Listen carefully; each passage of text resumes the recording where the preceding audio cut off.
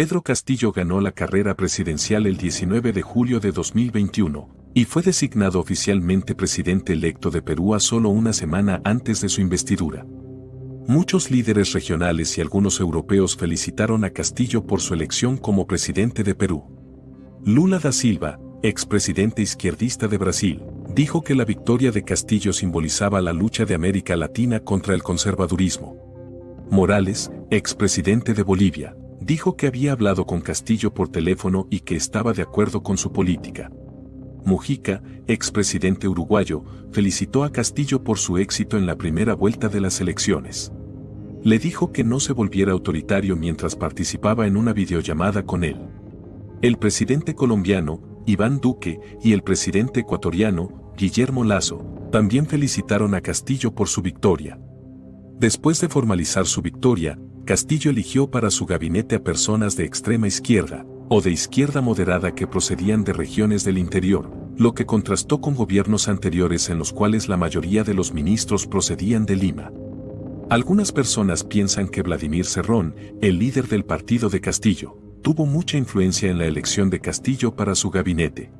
Su estadía en la presidencia tuvo muchos altos y bajos, pero hay mucho más por contar acerca de este político para entender cómo fue su mandato. ¿Cómo forjó sus ideas y posturas que le llevaron a alcanzar su éxito presidencial en 2021? ¿Y qué fue lo que le llevó a perder su posición en el poder a finales de 2022? Esas son preguntas que vamos a responder en este video, con información detallada que te servirá para entender quién es Pedro Castillo, y también cómo fue el panorama político de Perú durante el año pasado. ¿Sigues aquí? Hazme un favorcito y regálame un me gusta para continuar trayéndote aún mejor contenido.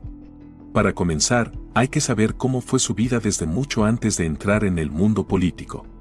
Castillo nació en el seno de una familia campesina que vivía en Cajamarca, una importante ciudad de Perú. El padre de Castillo obtuvo una parcela en la que había estado trabajando desde muy pequeño, en la que más tarde terminaría colaborando Castillo durante su infancia. Durante esa etapa de su vida, Castillo iba a la escuela y también trabajaba en la granja de su casa. Terminó la primaria y la secundaria en el Instituto Superior Pedagógico Octavio Mata Contreras de Cutervo. Para ir y volver de la escuela todos los días, Castillo tenía que caminar por senderos durante casi 2 horas. A partir de los 12 años, Castillo y su padre buscaban trabajo estacional en las plantaciones de café de la Amazonía peruana. Castillo también vendía helados, periódicos y limpiaba hoteles en Lima. Todo con el objetivo de poder pagar sus futuros estudios en educación.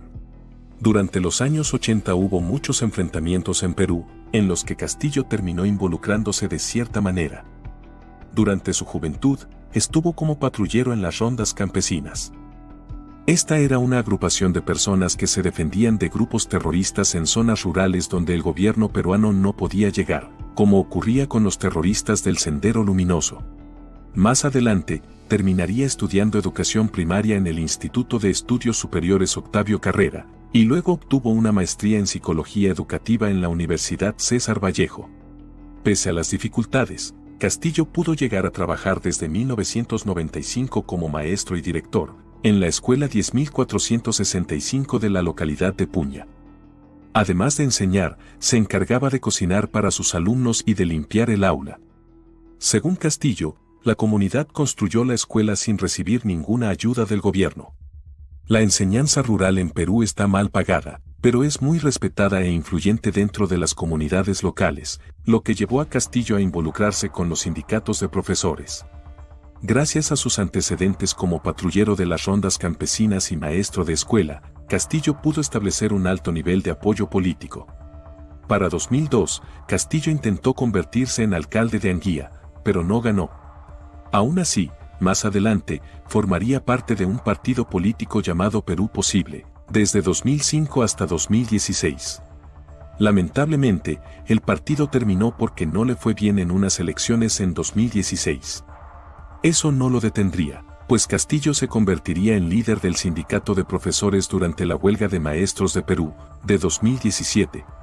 La huelga era para tratar de aumentar los salarios, pagar la deuda de los gobiernos locales, derogar la ley de la carrera pública magisterial y aumentar el presupuesto educativo.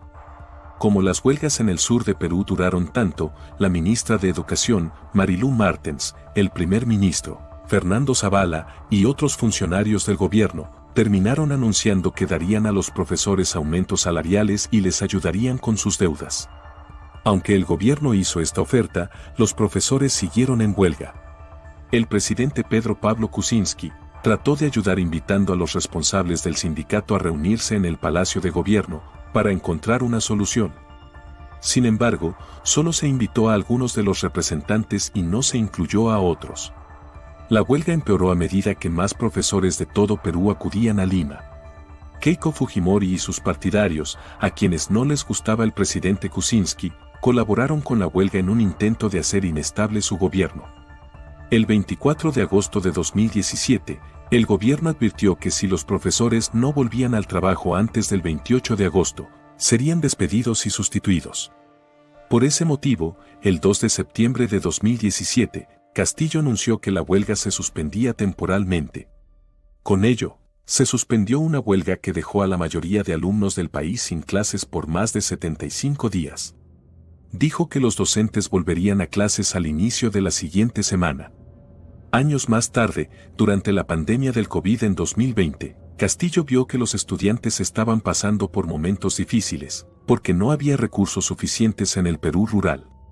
Más específicamente, dijo que había intentado seguir enseñando a sus alumnos durante los encierros, pero que era difícil porque casi ninguno de ellos tenía acceso a un teléfono móvil o un ordenador. El gobierno había prometido darles tabletas para su educación, pero nunca llegaron. Los habitantes de las zonas rurales sintieron que el gobierno no les ayudaba, y empezaron a actuar de forma independiente. Esto hizo que Castillo pudiera relacionarse con los votantes rurales y entender sus problemas, lo que le ayudó a conseguir su apoyo. Se sentiría motivado para presentarse a las elecciones presidenciales a causa de lo que vivió con sus estudiantes. Ya para octubre de ese mismo año, Castillo dijo que se postulaba a la presidencia y que sería el candidato de Perú Libre. Se convirtió formalmente en el candidato el 6 de diciembre de 2020. Su equipo incluía a la abogada Dina Boluarte y a Vladimir Cerrón, pero Cerrón no pudo continuar porque había sido condenado por un delito relacionado con corrupción. Durante la campaña electoral, la gente insultó a Pedro Castillo y dijo que era como Nicolás Maduro, el presidente de Venezuela. Algunas personas incluso amenazaron con matarlo. Rafael López Aliaga, otro candidato, gritó en una manifestación que Pedro Castillo debería morir. La gente criticaba a Pedro Castillo por cómo se había desempeñado en los debates. Se preguntaban si sabía cómo funcionaba el gobierno. Al final de su campaña, antes de la primera votación, Castillo dio un discurso en Lima. Partió de la Plaza San Martín y llegó a caballo hasta la Plaza 2 de Mayo. Allí se reunieron cientos de simpatizantes. Les dijo que si era elegido, los ciudadanos supervisarían sus políticas. También dijo que solo cobraría el sueldo de un maestro. Por último, pretendía reducir a la mitad el sueldo del Congreso y de los ministros. Para 2021 aparecerían otras crisis políticas en medio de la pandemia del COVID-19, que impulsarían una creciente polarización política entre los peruanos. Las discusiones iniciales entre Vladimir Cerrón, de Perú Libre, y Verónica Mendoza, de Juntos por el Perú, recomendaron una coalición de izquierda, para apoyar a un único candidato presidencial en las elecciones generales de 2021. Es cierto que Castillo quedó por detrás en las encuestas durante casi toda la campaña, pero remontó en las últimas semanas, y acabó obteniendo el 18% de los votos en la primera vuelta, lo que le situó en primer lugar entre 18 candidatos. Su éxito se atribuyó a su énfasis en la gran diferencia de nivel de vida entre Lima y el Perú rural, lo que le valió un fuerte apoyo en las provincias rurales. Tras ganar la primera vuelta de las elecciones, Castillo hizo un llamamiento a los distintos grupos políticos peruanos para que se unieran y se pusieran de acuerdo. También formó equipo con la candidata de izquierdas Verónica Mendoza en mayo de 2021. Al acercarse la segunda vuelta de las elecciones presidenciales, quedó claro que las propuestas políticas de Castillo serían difíciles de promulgar si llegaba a la presidencia. Esto se debía a que su partido no tenía mayoría en el Congreso. Además, en esa segunda vuelta se enfrentó a Keiko Fujimori, que también había quedado segunda en las elecciones generales de 2011 y 2016. Muchos observadores describieron la segunda vuelta de las elecciones presidenciales como una elección entre el menor de dos males. Pero, al final, Castillo logró ganar las elecciones presidenciales. El traspaso de la presidencia a Castillo fue descrito por el Instituto de Estudios Peruanos como un fortalecimiento de la democracia peruana, ya que fue pacífico y contribuyó a una mayor estabilidad democrática en el Perú de principios del siglo XXI. El New York Times dijo que ganó porque la gente estaba cansada de lo mismo de siempre. El Financial Times dijo que representaba la esperanza para los pobres. La principal propuesta de Castillo fue elegir un nuevo grupo de personas para reemplazar la actual constitución heredada del régimen de Alberto Fujimori, pues decía que protege la corrupción. Para reescribir la constitución peruana, Castillo respetaría el Estado de Derecho utilizando los procesos constitucionales existentes y convocaría un referéndum constitucional para determinar si debe formarse o no una asamblea constituyente. Para celebrar un referéndum, Castillo necesitaría el voto mayoritario del Congreso, lo que fue poco probable y limitó sus posibilidades de cambiar la Constitución. Además, todas las reformas propuestas tendrían que ser aprobadas por el Congreso. Castillo también dijo durante su toma de posesión que los jóvenes que no trabajen o estudien, tendrán que alistarse en el ejército con el fin de crear una revolución. Igualmente quiso que los ciudadanos se armen, para que puedan impartir su propia justicia a través de una administración socialista. Por último, cree que debería haber una regulación más estricta de los medios de comunicación en Perú. En ese sentido, Castillo defendió al gobierno venezolano de Maduro, calificándolo de democrático. Su partido también compartió declaraciones positivas sobre Fidel Castro y Hugo Chávez en el pasado. Sin embargo, Castillo afirmó que en Perú no hay chavismo, y que Maduro debería arreglar los problemas internos de Venezuela antes de involucrar a Perú. Ya para septiembre de 2021, Castillo dijo que su gobierno dará $24 millones para ayudar a las familias que no tienen suficiente dinero para comprar alimentos. También dijo que hay mucha riqueza en el país, pero que no está repartida de manera uniforme. Al mes siguiente, puso en marcha un plan para ayudar a los agricultores pobres a tener un mejor acceso a los mercados. Este plan les ayudará a ganar más dinero y a mejorar sus explotaciones. Tras la muerte de Abimael Guzmán, Castillo dijo que su gobierno no está de acuerdo con el terrorismo, y que Guzmán fue responsable de la muerte de muchas personas. En noviembre de ese mismo año, Castillo anunció que el salario mínimo se incrementaría de 930 a 1.000 soles. Que se vendería el avión presidencial adquirido en 1995 y que se prohibirían los viajes en primera clase a todos los funcionarios.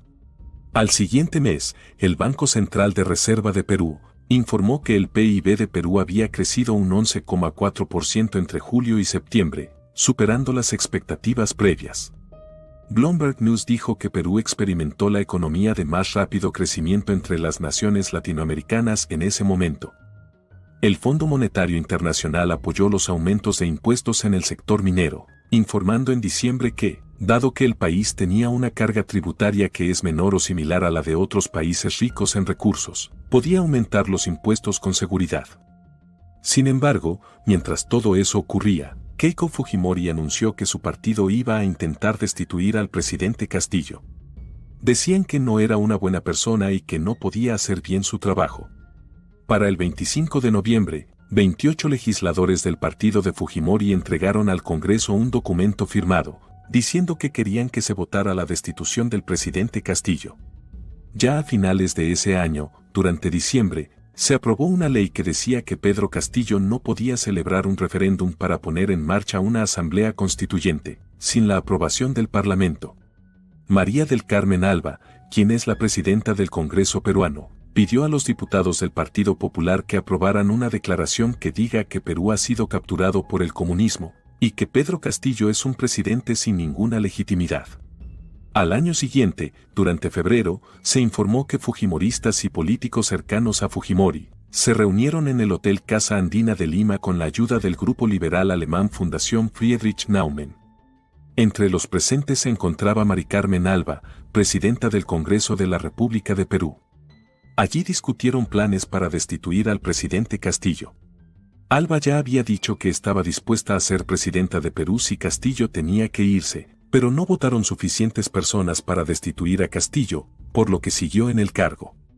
Para marzo de 2022, hubo una segunda votación fallida de destitución, lo que provocó protestas por los altos precios del combustible generados por el conflicto entre Ucrania y Rusia. Para abril del mismo año, la tasa de inflación en Perú era la más alta de los últimos 26 años, lo que hizo aún más difícil la vida de las personas que ya tenían dificultades. El aumento de los precios de los productos básicos, sumado a la subida de los precios de los fertilizantes y el combustible a causa de la guerra, enfadó mucho a los peruanos de las zonas rurales. Cambiaron de opinión sobre su apoyo a Castillo y empezaron a protestar contra su gobierno. Mientras eso ocurría, el Partido Perú Libre elaboró un proyecto de ley que dejaría a la población votar por un nuevo presidente y un nuevo Congreso en 2023. Finalmente, el 1 de diciembre de 2022, el Congreso de Perú aprobó una moción para destituir al presidente Pedro Castillo. Esta era la tercera vez que se intentaba destituir a Castillo desde que asumió el cargo. El 7 de diciembre de 2022, antes de que el Congreso fuera a votar si lo sometía o no a un nuevo juicio político, Castillo dijo que habría toque de queda nacional, que se disolvería el Congreso y que habría un gobierno de emergencia excepcional. Tras el anuncio de Castillo, la mayor parte de su gabinete dimitió. El intento de disolución fue denunciado como un golpe de Estado por el defensor del pueblo de Perú. El Tribunal Constitucional y la primera vicepresidenta, Dina Boluarte, también lo calificaron de intento de golpe de Estado, destinado a obstruir el proceso de destitución. Castillo fue destituido de la presidencia el 7 de diciembre, tal y como estaba previsto por el Congreso de Perú. La destitución se aprobó con 101 votos a favor y 6 en contra, de un total de 130 votos. Boluarte se convirtió en presidente después de que Castillo anunciara su ruptura. Castillo intentó salir del país, pero la Policía Nacional se lo impidió. Ahora está en la cárcel con Alberto Fujimori. La gente ha descrito a Castillo como una persona de extrema izquierda que también es socialmente conservador. Entonces, pese a que Castillo había logrado conseguir el apoyo de un gran sector de Perú, y a que creía que podía convertirse en un buen líder, su mandato terminó de la forma más caótica posible. La falta de experiencia política de Castillo había sido calificada de poco clara por observadores como Gianfranco Vigo, Paula Tábara y Farid Kaat. En poco más de los 6 primeros meses de su gobierno, ocurrieron muchos sucesos polémicos que iban desde protestas hasta la elección de 4 gabinetes distintos. También se intentó destituirlo 3 veces por parte del Congreso peruano, siendo solo la última vez la que finalmente lo conseguiría. Ahora queda ver qué será del país sin Pedro Castillo. Te felicito por llegar al final de este video, eres genial, aquí está otro video que nos encantaría que vieras. Espero que te haya gustado muchísimo, no olvides dejar tu suscripción y tu comentario. Gracias y un saludo muy grande.